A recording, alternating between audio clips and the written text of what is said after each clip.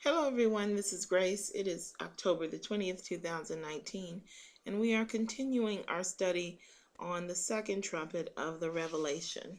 We'll go ahead and read through it again before we begin. And the second angel sounded, and as it were, a great mountain burning with fire was cast into the sea, and the third part of the sea became blood, and the third part of the creatures which were in the sea and had life died, and the third part of the ships were destroyed. So the second angel sounds in something similar to a great religion burning with fire.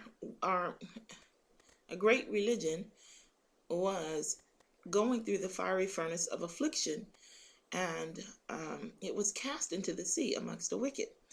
And the third part of the sea became as blood. Now, when it says became blood, we of course have to read further to understand what is meant. We know that blood means an untimely death, but we have to seek further understanding because that's not enough to know what's going on. So we'll read further. And Revelation 8 verse 9, and the third part of the creatures, we are going to come back to the third part and do a correction on the previous video. Creatures, there was only 4 definitions for that. So we're just going to search for that together. The word creatures have 4 definitions. One is for an animal. The second is for a man. The third is for both. And then the fourth is Revelation 8 verse 9. James 1:18, of his own will begat he us with the word of truth, that we should be a kind of first fruits of his creatures. And that's the one for man. That's the one we're going to be using.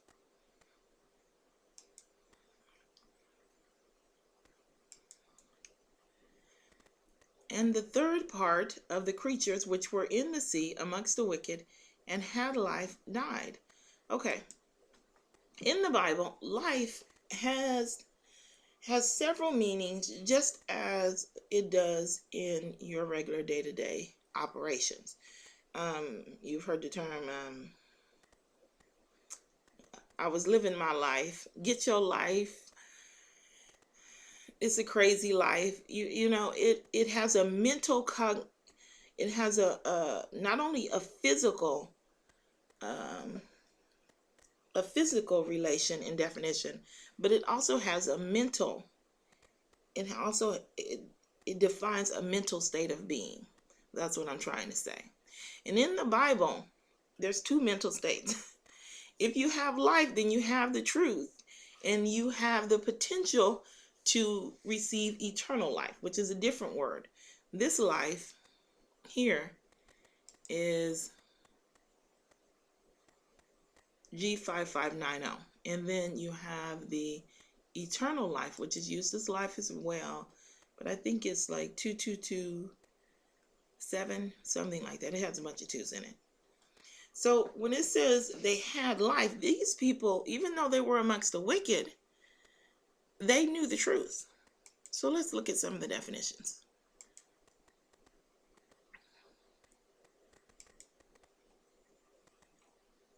And not only are we going to look at the definitions, we're going to do some comparisons. I don't think I need that one there. We might have to come back to it, but I think I decided I didn't need that one. And fear not them which kill the body, but are not able to kill the soul, but rather fear him which is able to destroy both soul and body in hell.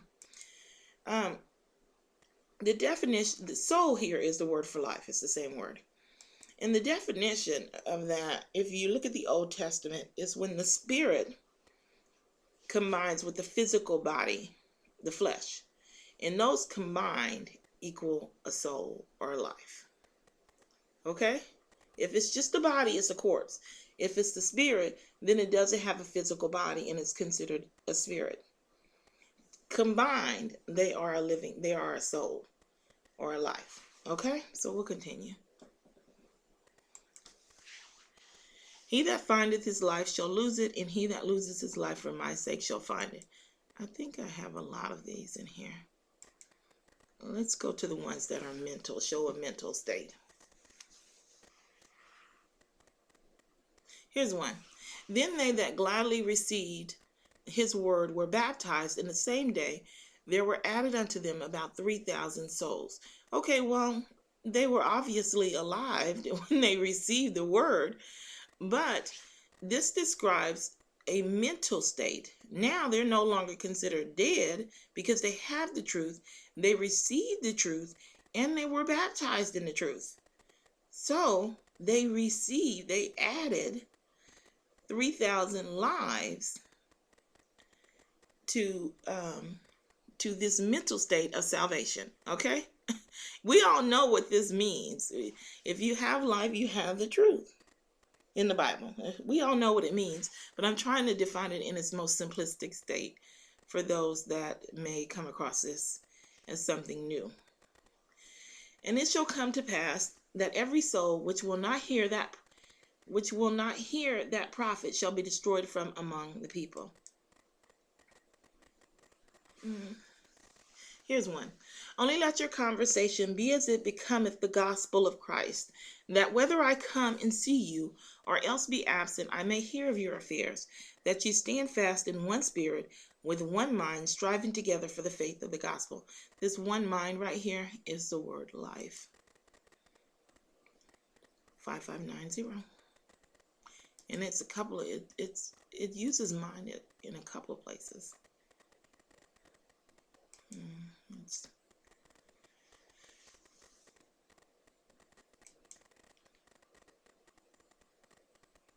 Here we go.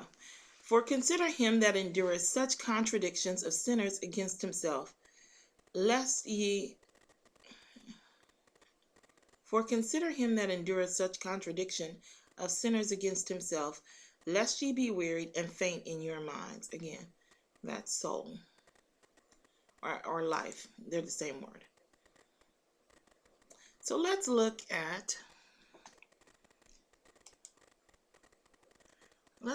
some of the ones for death.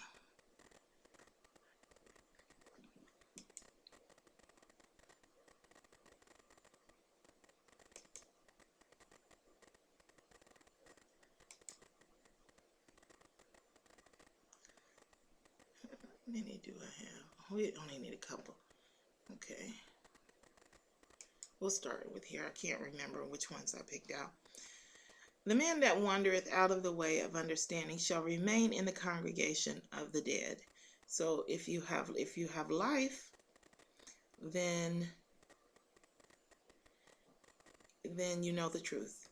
If you are in the congregation of the dead, then you are in some religion other than the truth in you, or you're not practicing the truth. A foolish woman is clamorous. She is simple and knoweth nothing. Oh, this one I had to read quite a few verses. Well,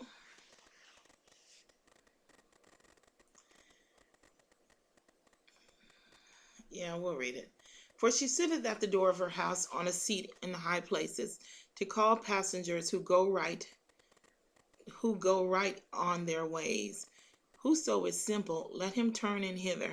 And as for him that wanteth understanding, she saith unto him, stolen waters are sweet, and bread eaten in secret is pleasant. But he knoweth not that the dead are there, and that her guests are in the depths of hell. So they know the truth, but they are considered dead because they're not walking in it. But Jesus said unto him, follow me, and let the dead bury their dead. Okay, I think that's enough of the dead. There was one more example I wanted to show you of the difference between, hold on a second, a living soul and a soul. I'm going to put you on hold for a moment. Yeah, I changed my mind. I don't think we need it. I think we have a very good working definition here, and we're going to go with that. So we'll move forward. So the people which were among the wicked had the truth, or they had the potential to receive it and have life. Okay, they were not walking amongst the dead, or Either they did not have the truth and they had the potential to come to, and they were given the opportunity to come to God, but they chose not to and they walked away. And then they were considered dead, the walking dead, basically. So, and the third part of the ships were destroyed. Now, ships, this is a little tricky. I'm going to try to make it simple. Ships are figures of authority. You have, but it's not just, they're talking about pastors here.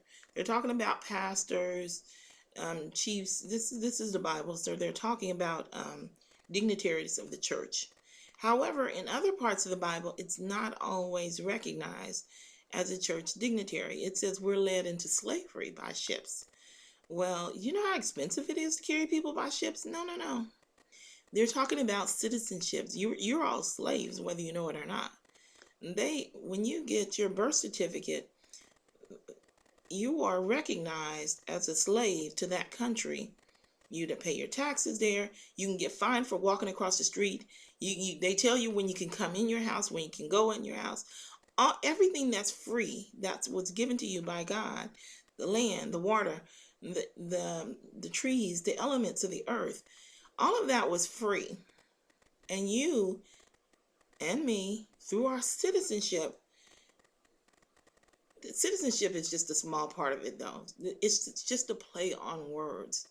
Really, what ships are courts and courts and all of these federal offices that we have.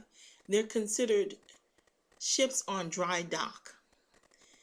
They don't operate according to the laws of the country. Do you see what I'm saying? So even though we're speaking of a ship here as a pastor or a leader, you want to understand in the Bible, it doesn't always work that way. A ship is someone that is over, is something that is over or above, that rules or dictates or has authority over the sea. Remember what we said about the lowest is the lowest, and then on top of that is just a little bit higher up until you start reaching into the heavens and you're up at the birds and the wings and the angels, etc., etc. Well, the ships are over the sea.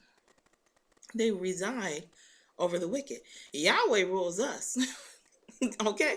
But we still have to abide by the laws that are around us. That's why they're called dry dock ships when you get to the court systems, when you start thinking about your citizenship. But it's not just that. Friendships, relationships, all of those, they're part of a play on words that America likes to use. I don't know if it's used elsewhere or not. It probably is.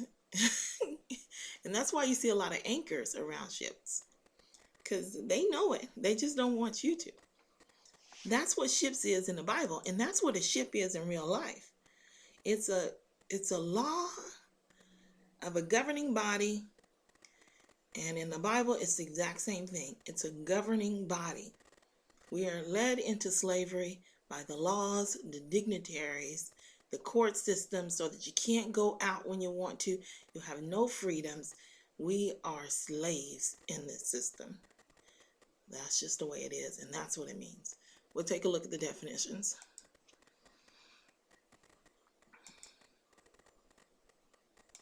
Ships. Oh, I didn't get that many. Oh, I didn't get that many because I tried to stick to just the New Testament. I tried to do that for most of my definitions this time so that I could pull up the Strong's definition. But there's many in the Old Testament, and I gave you one where it says we're going to be led into slavery by ships. That's not ships, okay? It's not ships. It's laws overruling power by governing powers. Okay. Behold, I'm not saying laws. It's the governing powers that have led us into slavery. They just use laws to do it. Okay. Behold, also the ships, which though they be so great and are driven of fierce winds, yet are they turned about with a very small helm, whithersoever the governor listeth. Now, this is talking about a tongue. This is talking about a tongue guiding a ship as being the power that guides a ship. Do you see? It guides the body. Okay? So you see, a ship is not just a vessel that floats on top of the water. Oh, you know what? It is defined as a vessel. I wonder if I remembered to do that. There was a great definition for vessel. Where is the ship at? Here we go, ship 4143. A sailor, that is a vessel, a ship, or that ship has a prefix. Oh, not a prefix, a suffix. Okay, that's all right. Okay, for in 1 hour so great riches is come to naught, and every shipmaster and all the company of ships and sailors, and as many as trade by sea, stood afar off, and cried when they saw the smoke of her burning, saying, What city is like unto this great city? And they cast dust on their heads and cried, weeping and wailing, saying, Alas, alas, that great city, wherein were made rich all that had ships in the sea, by reason of her costliness. For in 1 hour she is made desolate. And I think in here they have somewhere where they say about the trade that they do. Here we go. It doesn't say ship up here though. Does it say?